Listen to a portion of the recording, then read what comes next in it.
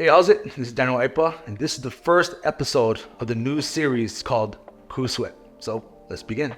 Some of you may not know, some of you may know, is that when I started the Cool Project back in 2013, it was actually when I moved back to Hawaii, back home, after spending some time out in California, working my way up into the fitness and health industry.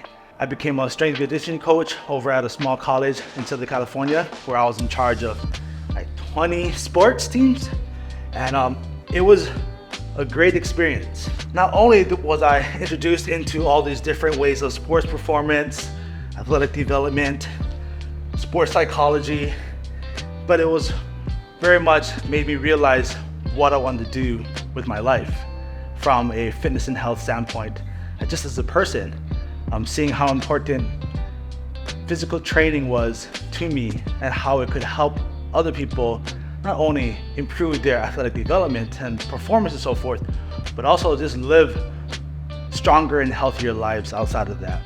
And that was kind of what triggered this whole idea of build a cool body, live a cool life. Now, over the years, many people have seen the Cool Project in the more of the mental health, overall health, well-being, mindfulness, meditation, basically because I needed that for my own personal life as well. For me, it's a big win to be incorporating fitness back into the Cool Project because that's where it all started. And it's a big win because that means I've done a lot of work these past several years. And I feel good. I feel ready to bring back, I think it was almost like almost a 4-year hiatus from like actual coaching in strength conditioning or fitness overall. Because it was just, I wasn't ready for it. But here we are. Now, what does it mean by build a cool body, live a cool life? When I started this whole Cool Project, it was because I was looking for something to connect with, something to be more of like a theme to live by. And with the word cool, which means to stand tall, to be grounded, and to exist, I felt this whole combination of physical training, culture, mental health, well-being was a good way to create a life around. It was this whole impression of our body is the ultimate vehicle to live out our life's journey. And why not make it a cool body? A body that stands tall, that feels confident, that feels good, has a lot of energy, good energy, and feels grounded and is mindful and is aware of how the body feels. And not about that we're searching for the ultimate perfect body, because your body is your body and everybody's unique, but it's more of just a feeling of energy, feeling of feeling grounded. That's a cool body.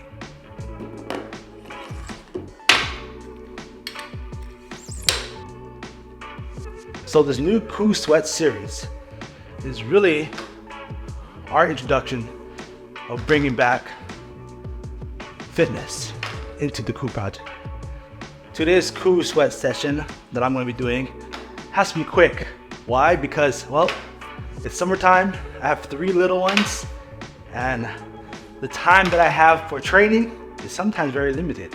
So we're doing a quick barbell complex. A barbell complex is basically when you put about 3-4 exercises, you can go up to 5 exercises, done one after the other. So it's a big complex. So today I'm going to do deadlifts. That's one exercise. Into rows. We're going to do shoulder presses. And then we're going to do back squat. So that's 4 exercises. And all we're going to do is just going to do 6 reps of each. Basically, you pick a weight that you can overhead press for about 10 to 12 reps. But you only perform it for 6 times because you're doing it in a circuit fashion. So there's going to be some fatigue going on. So again, we're going to do deadlift into rows, into shoulder press, into back squat. We're doing all 6 reps. For those, after each round, we're going to rest about 1 to 2 minutes, depending on the time I have with the kids. And then we're going to do about 4 to 5 rounds. Now, it's very important when you're doing physical training is you also listen to your body. I'm a big believer in making sure that you're also being safe while you train. So training under fatigue with a heavy weight isn't always the best thing to be doing because there's a larger risk factor there for injury. So doing exercises like this, where it's a light to moderate weight, while you're getting out of breath, getting fatigued in.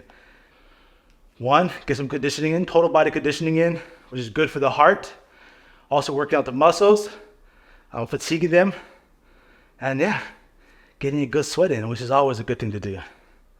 Whew. And doing exercises like this, they get you breathing hard, get you sweating. For me, I always say, I feel alive, and that's a good place to be. Whew. There you go.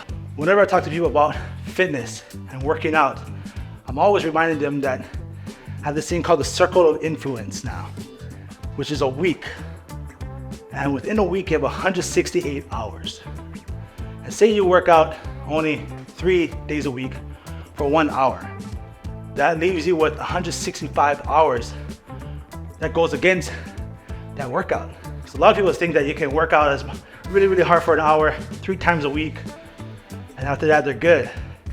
But then again, if you look back at, you have 165 hours to put in sleep, your social life, your work time, what are you doing during your work, your physical activity outside of exercising, which is NEAT, which is non-exercise activity thermogenesis, which basically means the amount of activity you do outside of scheduled training exercise, such as like walking, watering your plants, working in the yard, all those different things that are non-exercise related. So that's just moving your body throughout the day. But all that takes account into the circle of influence. So it's always good to be mindful of how you're using your time and what are you doing with those areas, those 165 hours that you have left out of those 3 hours, after those 3 hours of training that you do. So if you're not sleeping good, and for me, I have 3 little ones, so my sleep sometimes is horrible because they're waking up, they want water, or my youngest one is 2 years old, she still gets a little restless at night. So it's one of those things where my sleep isn't the best. And I gotta be more mindful that, okay, that means I have to make sure that I'm nourishing myself well, hydrating, exercising still yet, allowing myself to take short naps when I need to, especially if I'm feeling a little foggy. And so it just makes you more aware of what's going on in your life holistically, outside of just working out. But I think that's a good place for people to be more mindful of, is that circle of influence. And if you're interested in just doing that on your own, just do that. It's an easy thing, easy activity for people to try on their own. Look at how many times we work out a week. Sometimes for many of us, we do way more than 8-hour work days. How long we're sitting down, how long we're sitting in traffic. And it's more of just a guesstimation, approximation, but it gives you a good idea and a bigger picture of what's going on in your life. So maybe if you want to make changes, say you're staying up late at night because you're scrolling on your phone, but you're lacking sleep. Well, there it is. Maybe you got to change a little lifestyle, change your habits on that one. Maybe you're not hydrating enough, which sometimes I have a problem too. When I'm busy with work, busy with taking the kids out from one activity to the next activity, I forget to drink water. So that's something that I got to be more mindful of. But it's all a process. We have our ups and downs, and that's okay. It's just being aware of what's going on and giving yourself a little more aloha on the days that you're not feeling that great. Now, even though I finished the circuit, I got some extra time, so I'm just gonna do some accessory work. I'm gonna do some ring push-ups, 10 reps, nice and easy.